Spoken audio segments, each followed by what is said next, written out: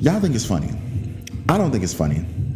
Fandango, AMC, Marvel Studios, y'all are laughing at us. I know every single one of y'all are laughing at us. And y'all are weak, like, they're fiending. Yeah, we're fiending, but don't think that we won't all band together on Twitter, pay for each other's flights, and be at Marvel Studios front door, Fandango front door, AMC Theaters front door, like, tickets, hello. Where are the Avengers Endgame tickets? I am not going to complain about this for another. If they're not available by the time the next show goes up, which we're going to have a problem.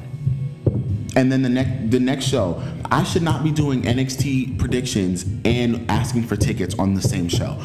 I should have my tickets by next week, or I'm going to show up at like Fandango's front door, like, hello.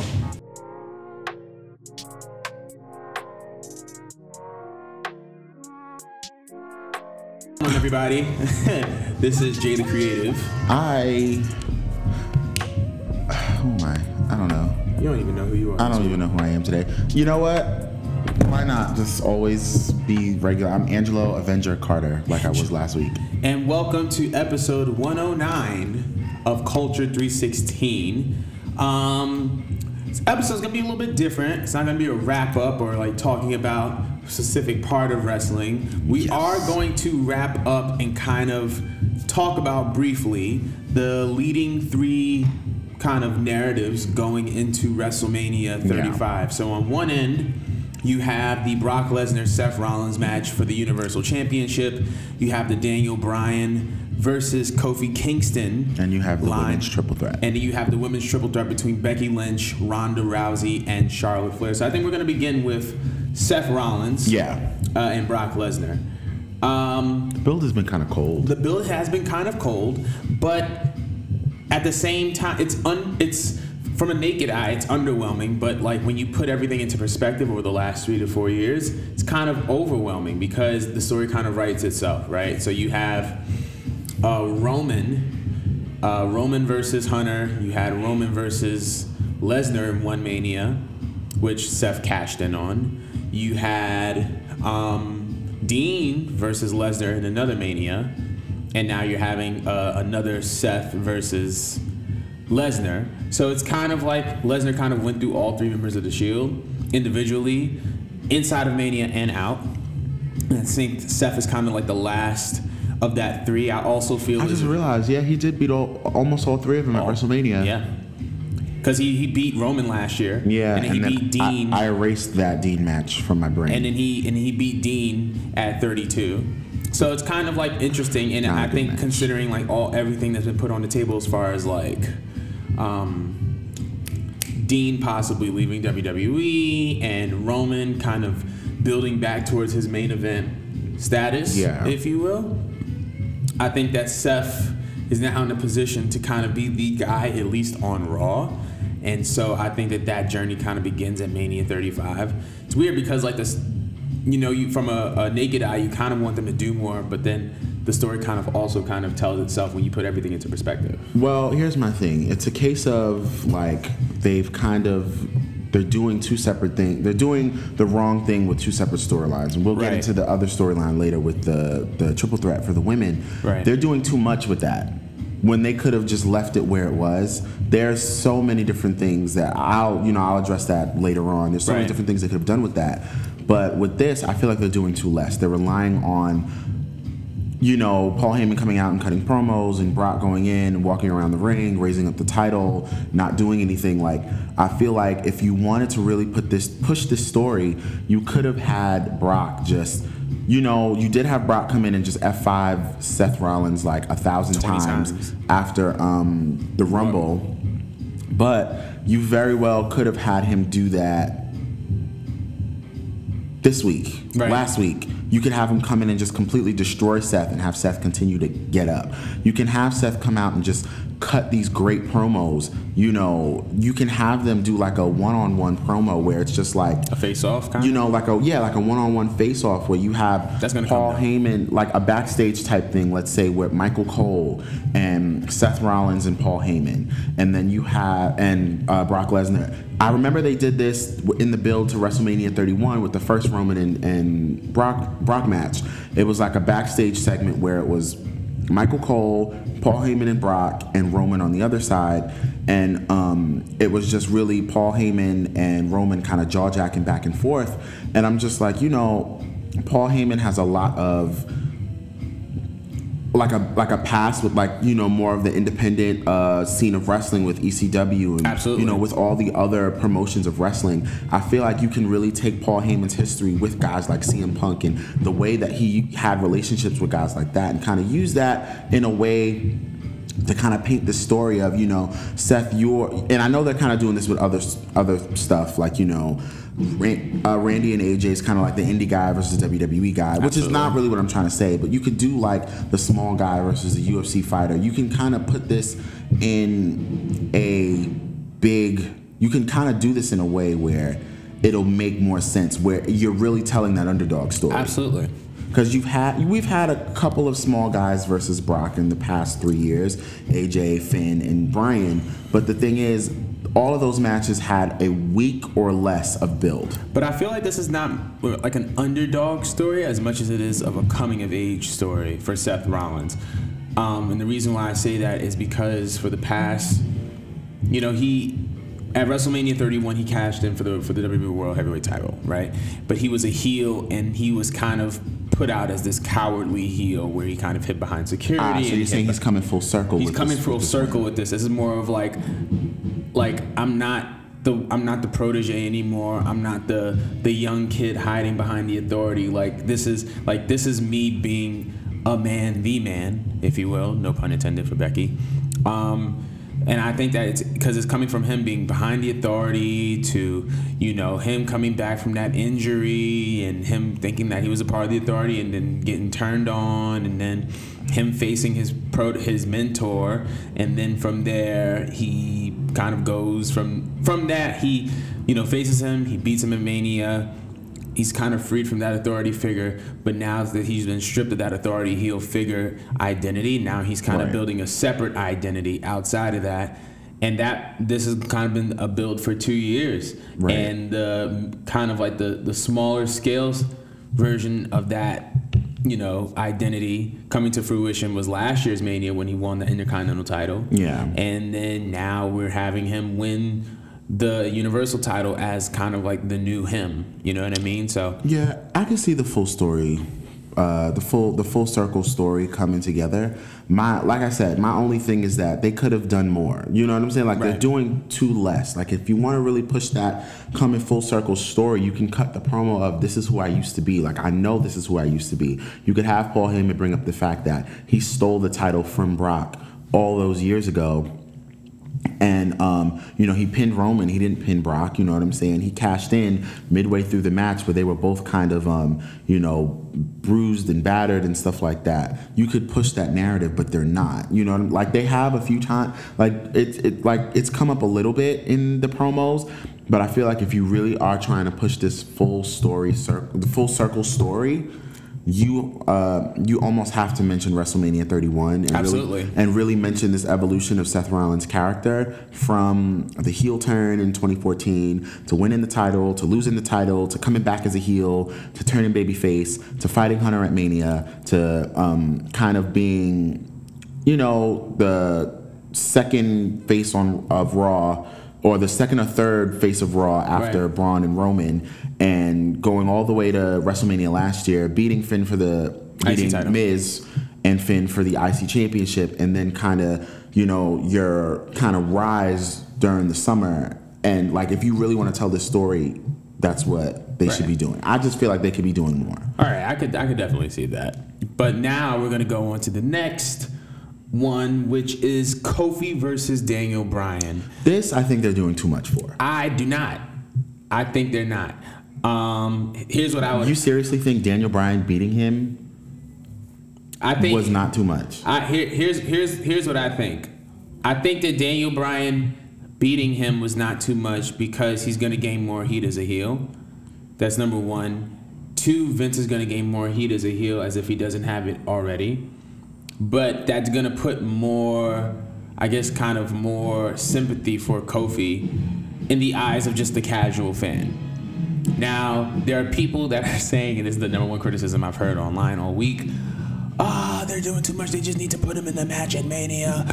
When you do too much in the story, or when you're doing this, that, and the third, or you're not, like, we already know, like, it's just messing up the story. We didn't know 100% for sure that Daniel Bryan was going to be in the World Heavyweight Championship match until the day of WrestleMania 30, when he beat Hunter. We did like, but that was organic. That's the thing. That was not planned. Very true, but at the same time, I feel like with Kofi, it's essentially settled that it's gonna be Kofi Daniel for Mania. But I feel like in this particular case, in this particular storyline, you have like these two things that they're trying to achieve. Number one is a WWE title match for the main event, not the main event, but one of the main events at Mania. Definitely number two, not. Probably like fifth from the top. Number two, I feel like the secondary goal is how can we make must-see television for SmackDown? Not that they don't have great competitors and great talent, they do. But it's like when you're making television, the question you have to ask yourself is, all right, what's going to happen next week? What's going to happen next week? And I think WWE isn't planned for stuff like that. Now they're trying to. Whatever. They could be trying to now, but we all know, all the rumors that we've heard about the person Vince McMahon is. He will change his mind on the dime. This is the guy who brought up 4 people from NXT in the worst city in the world over the weekend with really no plan. You know what I'm saying? Like, right. He just kind of, okay, yeah, come up. And now Johnny and Tommaso's injured. He's going to be gone. Which, get well soon, Tommaso. Tommaso's going to be gone for probably a year. Johnny is probably going to go on to win the NXT title at TakeOver. We're going to talk about that later. But don't disrespect me, okay? Okay, so here's my thing. You had Kofi run the gauntlet twice. Okay, fine. He ran the gauntlet. He won. This was it. Like, they didn't have to do anything else after this. They didn't have to have Bryan come out and, I just like, it's cool because it's almost like Bryan has become the thing he rebelled against. The authority. Right. Right? It's cool. You could have done that story a lot more organic than it's been done. Right. It's clear that they only know how to get a babyface over by doing the Daniel Bryan way. Right. And the fact that Daniel Bryan is involved in this is just so ironic. Right. And I think that's what kind of makes the story pretty cool, too. The B+ player thing, it's cool, but I'm just like, really? I feel like they could have gone about it another way. Like, the use of the line. It's just like, okay. Like, it is typical now. That made it very clear that they are using the Daniel Bryan formula to try to get Kofi Kingston over. But I feel like they don't need to do that. They don't. Kofi Kingston is over. And this is exactly what they're doing. If they do an Occupy SmackDown Live on Raw, on SmackDown. Why would they do SmackDown on Raw? If they do Occupy SmackDown Live on SmackDown on Tuesday, then this is a carbon copy of that entire storyline. But I feel like what they're trying to do is bring an intense side out of Kofi and an intense side out of the New Day, so that people don't just take Kofi as a comedy act. Even though, like, I don't take him as a comedy act. I don't either. But, like, I feel like a lot of people do because your boy is throwing out pancakes every week. Right. You know what I mean? My only argument is I'm all for everything that is being done. I'm all for everything that you're saying. Like, I 100%, 1,000% agree. Be more creative in the way that you do it. Like, there's so many different ways. Kofi Kingston was already over. After he did what he did in the Elimination Chamber, after his last little 5-10 minutes in the chamber with Bryan, which were like absolutely fantastic. Oh, it was gold. You know what I'm saying? Gold. All you needed to do was maybe have him run the gauntlet again, maybe put him in a fatal 5-way elimination match, something, so that Kofi Kingston gets the match. And then you push the Kofi versus Bryan, and I feel like you're this kind of way, and you're this and you're that. I just feel like they could have been a little bit more creative with the way that they did it. Even if you wanted to use the B+ player line. Absolutely. Even if you wanted to do the,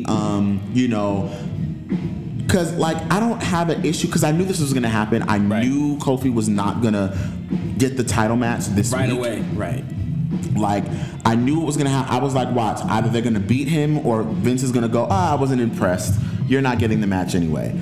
The only way that That's such a Vince thing too. Yeah. Vince on screen, yeah. The only way that I go for everything that they've done is if they have the New Day come out and just completely destroy like I think that's what's gonna happen like too. They And that's the reason why I can't wait. Destroy the ring. Like they come out and they're just like, I'm not leaving until we get this match with him. People come out, Big E just starts beating people up. Like it needs to be on some like I think that's what's gonna happen, and that's the reason why I can't wait. That is what's gonna change my perception of this storyline.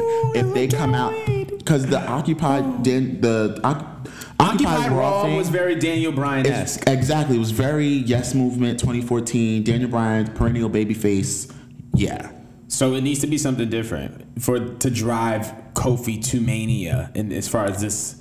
But yeah, I personally don't think that there's a lot being done. I just feel like, oh my God, I can't wait. They should have. Oh my God. Like, we all thought that Becky was gonna come out and put Vince McMahon in the disarmer, and Vince was gonna be like, fine, you got or they were gonna be like, fine, you're unsuspended and we're putting you back in the match. Fine, just don't break his arm, which would have been awesome. Perfect. But I feel like they're probably gonna give that little thing to the New Day. So time will tell. Yeah, we'll see.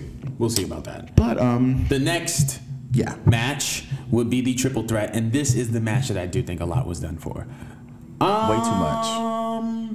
And this thing, less is more for this entire feud. Because the story tells itself. Very convoluted story. The story tells itself. I feel like I'm not gonna speak on what I don't know. I don't know why Charlotte was put in a triple threat. Well, the plan I know was always for Charlotte to be in the main event. I think the thing was. I think it was always the plan to put Charlotte in the main event of Mania because it's Charlotte Flair. She's amazing. But people did not expect Becky to come up this fast. I don't think that Becky, the heel turn was not expected to lead into the man character. Yeah. To lead into what we're experiencing now. Because if she had turned into the man and she was the most over person on the roster, and you still didn't put her in a position to be in the main event of Mania, then everybody just would have been looking at Creative funny. What are you doing? So I don't think that Becky was in the original plan.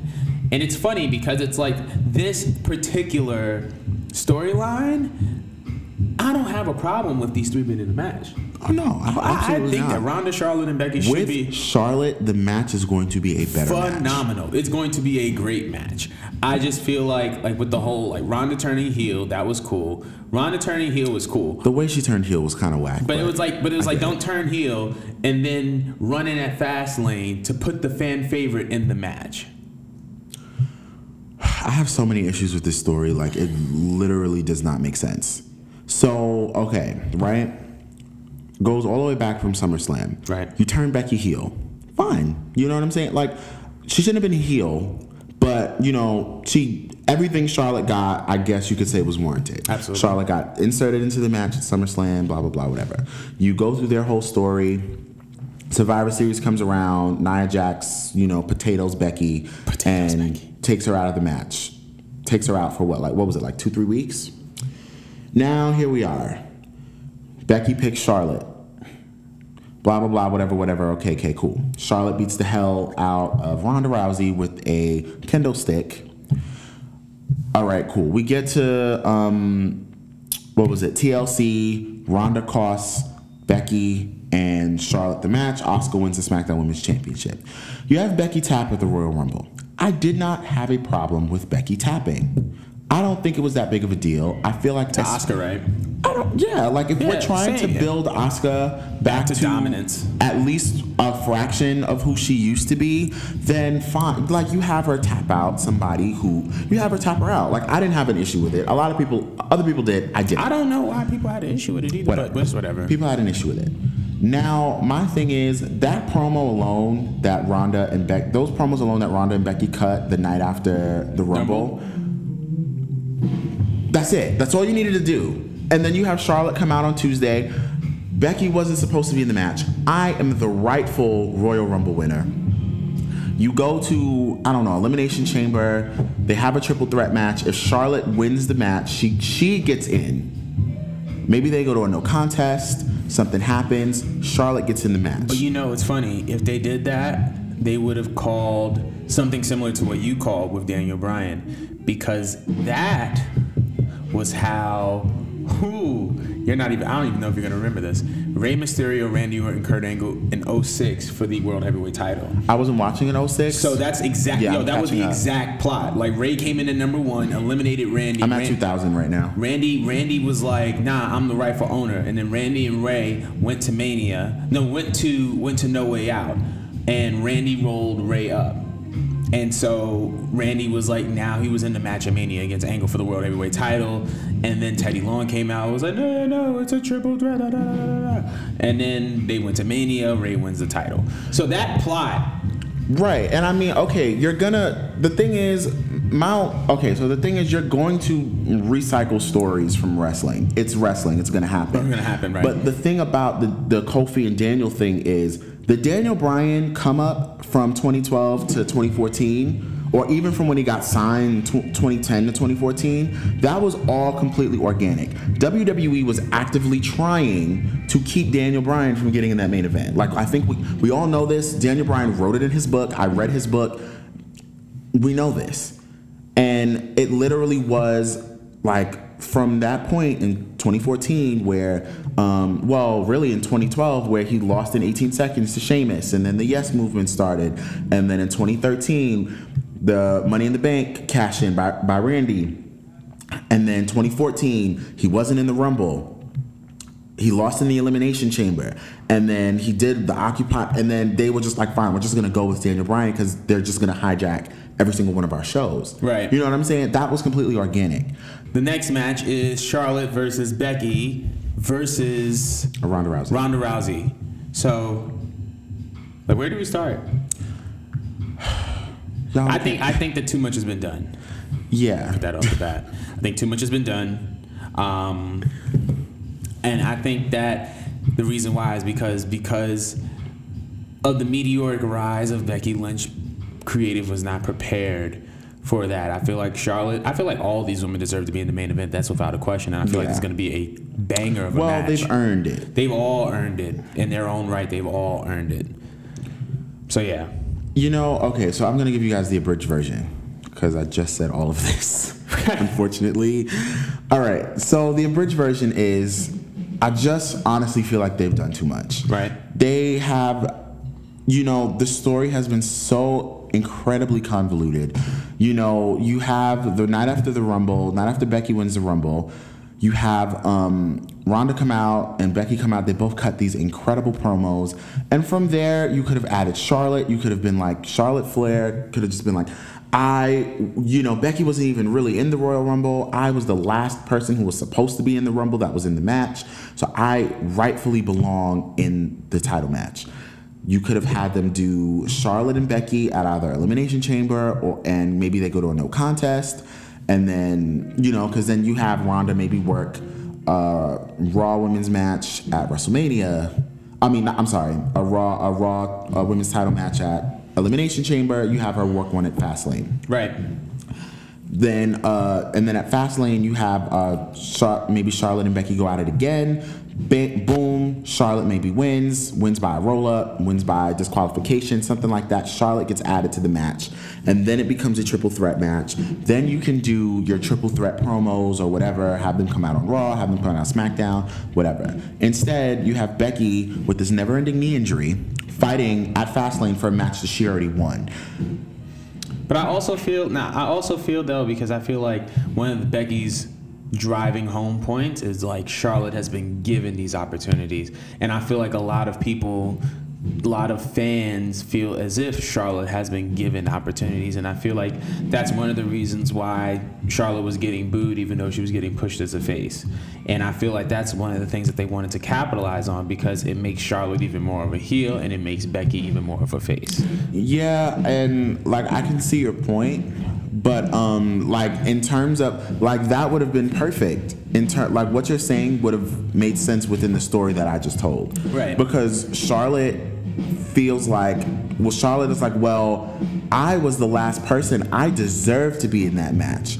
And then you have Charlotte win, or you have Charlotte sweet talk her way into the match, or you have them just give it to her because she's a Flair, right, and she's Charlotte and she's the best.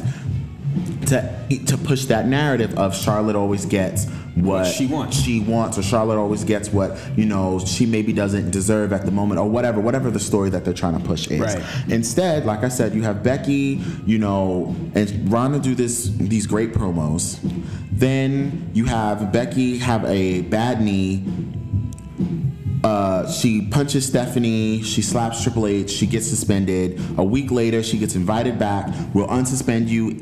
The doctor saw whatever, we'll unsuspend you, just apologize. By the end of the show, she apologizes, she's back in the match. Vince suspends her for 60 days and takes her out of the match, and instead puts Charlotte Flair in the match. Right. Fine, whatever. Then you don't take Becky off of television. You have Becky on TV like literally every single day.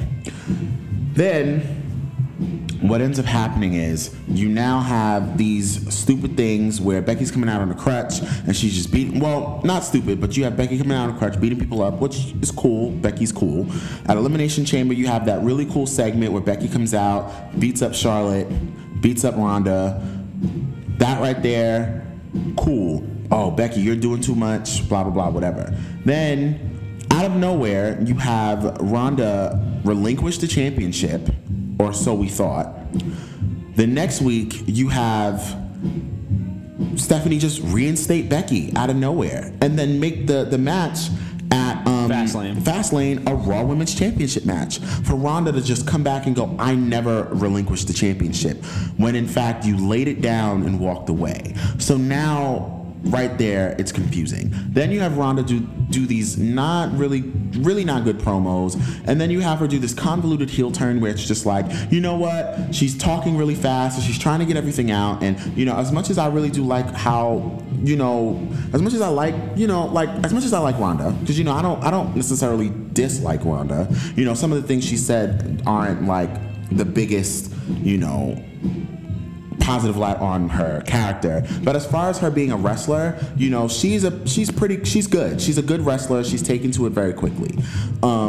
As far as, you know, the in-ring stuff, as far as like the character perspective, I don't really like, you know, her promos. She should have had somebody talking for her from the beginning. But whatever, you have her cut this really quick, convoluted promo, turn heel on everybody, start beating people up, and then starts beating us over the head with the fact that wrestling is fake. You have the geek from, what's his name? Stupid Saturday Night Live. Talking about is any of this even real? Colin Jost. That really irritated me. But that's besides the point. I'm just saying, you have this really convoluted stories where you did not need to make this a plot for a superhero movie. This legitimately is the easiest, put it this way. What they've done for, and my movie people will know, what they've done with Becky, Charlotte, and Ronda is the equivalent of a Michael Bay Transformers movie. Heavily convoluted. There's just a bunch of stuff happening. Nobody knows what's going on. This is happening, and then this stuff happens, and then the end. And then the big fight at the end, which is cool.